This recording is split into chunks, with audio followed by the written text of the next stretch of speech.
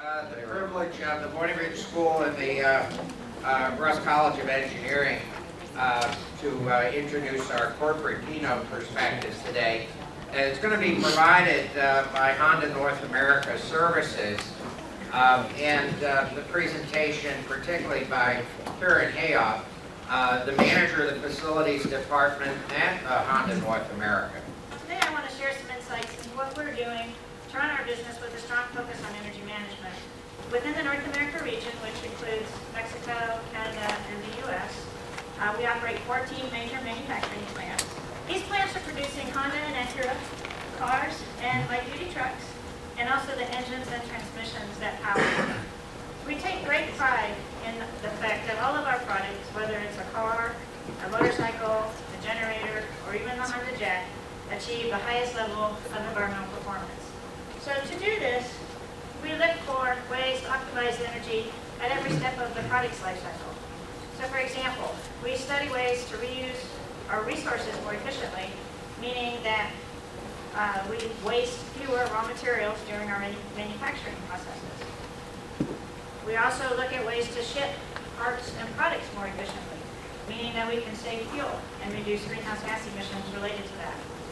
We even look at how we can build recyclability into our products at the end of their life cycle. So as part of these advances, during the last couple of years, we have introduced an entirely new powertrain technology called the Earth Dreams technology. So our Earth Dreams technology series includes more fuel-efficient engines and transmissions and a 3-part hybrid technology strategy with 1, 2, and 3 motor hybrid systems. Our primary manufacturing focus has been in 2 areas, waste management and energy management.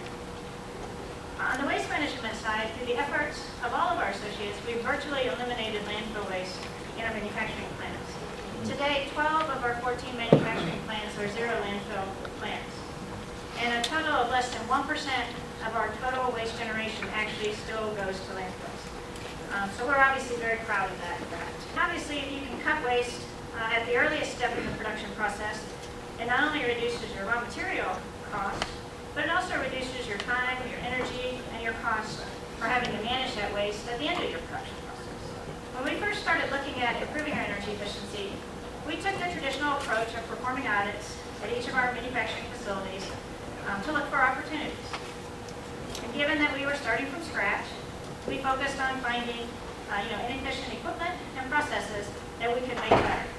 So as a result of that activity, we implemented a lot of projects very similar to the ones some of the other companies have talked about today, introducing new lighting technology to replace old lighting technology, adding variable speed drives to pumping systems and exhaust systems.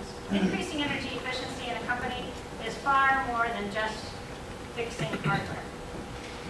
A key part of any successful energy management program is increasing awareness and gaining support from the associates running the equipment or the process and the managers overseeing the operations. So for us, we started with things like getting associates to turn off lights, turn off personal fans, turn off computers, and that sort of thing at the end of the shift. And then we started working on our processes. So for each of our manufacturing plants, we have identified what the sort of minimum level of energy is. That's the level that we strive to achieve during our non-production time periods. We want all associates, from the top management all the way to the associates running every process, to believe that energy can be successfully controlled and successfully managed. It doesn't just happen. They can manage it and control it, which seems like a logical conclusion, but can be a very difficult point to sell to many manufacturing operations.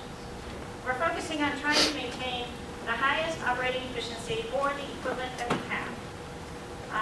We are focused on identifying and benchmarking best practices for the operation of this equipment, then developing control metrics and operation standards related to energy efficiency. We're looking at our processes. A typical, as you may know, a typical automobile assembly plant spends maybe 60 or 65% of its energy on its painting operations. And most of that energy is actually being used to adjust either the temperature or the humidity of the air that's coming into the painting booth. So several years ago, we modified our painting processes to allow greater flexibility in the air characteristics in our painting booths. Overall, we reduced our energy use in the painting booths by about 25% by these process changes.